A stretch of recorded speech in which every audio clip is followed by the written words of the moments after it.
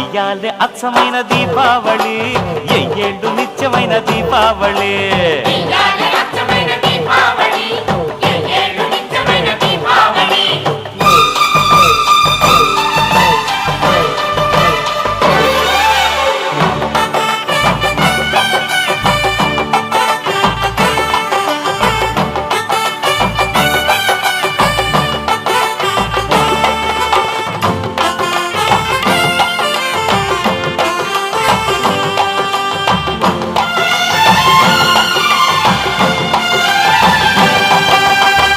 మాయా మర్మం లేనివాడు మా మామగారు, మట్టిలోని మాణిక్యం మాడవారు.